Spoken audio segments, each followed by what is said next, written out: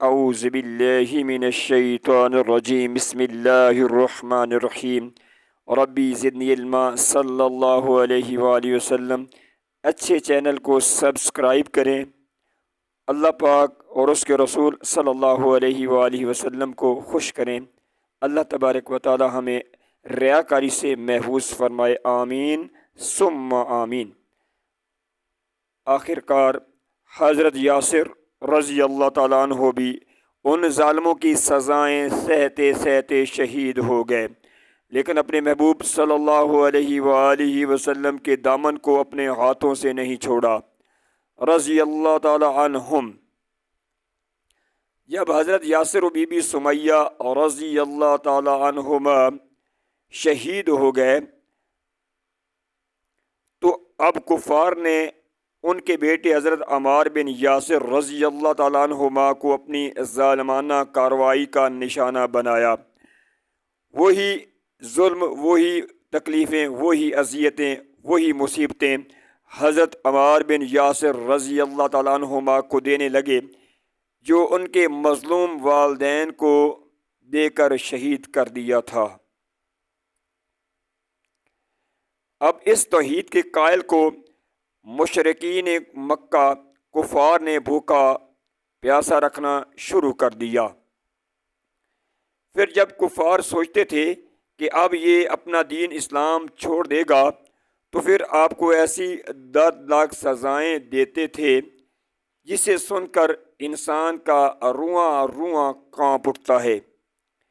یہ ظالم لوگ اس بھوکے پیاسے شیر کو گرم ریت اور دمکتے ہوئے دہکتے ہوئے انگاروں پر لٹاتے تھے، جس کی آگ کی وجہ سے آپ کا جسم مبارک جل جاتا تھا اور جسم سے خون بہنے لگتا تھا، لیکن اس صبر کے پہاڑ کے استقلال میں ذرا برابر بھی فرق نہیں آیا تھا اور اس کے قدم راہ حق میں ذرا بھر بھی نہیں ڈگمگائے تھے۔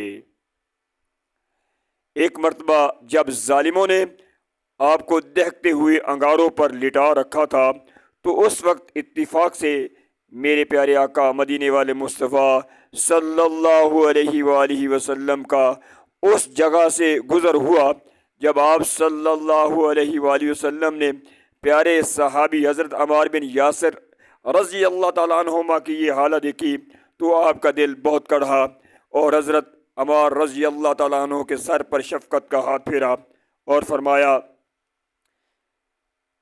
یا نارکونی بردن و سلام، ترجمہ اے آگ تو عمار بن یاسر کے لیے اسی طرح ٹھنڈی اور سلامتی والی ہو جا جس طرح حضرت سیدنا ابراہیم علیہ السلام کے لیے بن گئی تھی۔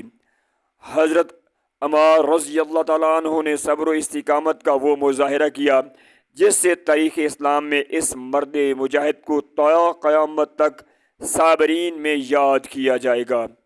پھر وہ خوشی کے لمحات بھی آ گئے جب اللہ تبارک و تعالی نے اپنے محبوب صلی اللہ علیہ وآلہ وسلم کو فرمایا، اب ہجرت کی تیاری کرو۔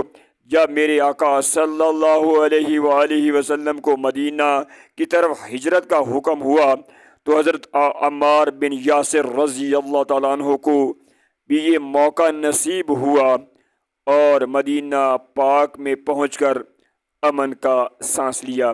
یہ وہ ہستیاں تھیں جن کے خون سے اسلام کے باغ کی آبیاری کی گئی، جن کے لہو سے اسلام پوری دنیا میں پھیلا، انہی کے صدقے ہمیں اسلام نصیب ہوا، انہی کے طفیل، انہی کے توسل سے ہمیں اسلام جیسی نعمت سے مالا مال کیا گیا۔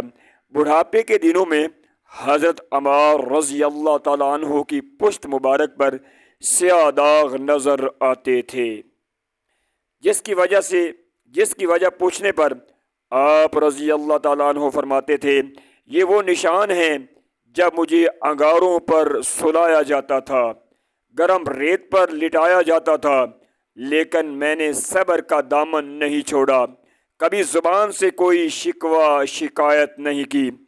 حضرت عمار بن یاسر رضی اللہ تعالیٰ عنہما ہجرت کے موقع پر قبا میں اس مقدس مسجد کی تعمیر کے وقت پتھر ڈھوتے تھے۔ حضرت یاسر بن عمار ہجرت کے موقع پر قبا میں اس مقدس مسجد کی تعمیر کے وقت پتھر ڈھوتے تھے اور اس کی تعمیر میں بڑھ چڑھ کر حصہ لیتے تھے۔ یہ اسلام کی سب سے پہلی مسجد تھی جس کی تعمیر کے وقت آپ سب سے زیادہ اینٹیں اٹھاتے تھے اور یہ چڑھتے تھے اور یہ ساتھ ساتھ یہ پڑھتے تھے، ہم مسلمان ہیں، ہم مسجدیں بناتے ہیں۔ پھر جب آپ مدینہ پاک میں اپنے آقا صلی اللہ علیہ وآلہ وسلم کے دربار اقدس میں رہنے لگے تو ساری مصیبتیں، تکلیفیں اور اذیتیں ختم ہو گئی۔ پھر جب اللہ تبارک و تعالیٰ نے جنگ بدر میں کفار مکہ کو ذلیل و خوار کیا اور اس جنگ میں ابو جہل جیسے ظالم لوگ مارے گئے تو میرے آقا و مولا صلی اللہ علیہ وآلہ وسلم نے حضرت عمار بن یاسر رضی اللہ تعالیٰ عنہ کو فرمایا کہ اللہ تبارک و تعالیٰ نے تمہاری ماں کے قاتل کا بدلہ لے لیا۔ اللہ تبارک و تعالیٰ نے تمہاری ماں کے قاتل کا بدلہ لے لیا۔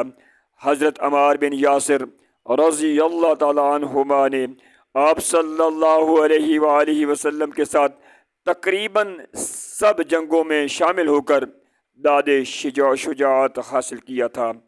آپ نے سیدنا صدیق اکبر رضی اللہ تعالیٰ عنہ کے دور خلافت میں جنگ یمامہ کی خون ریز جنگ میں وہ بہادری دکھائی جس سے مرتدین کے کلیجے پھٹ گئے۔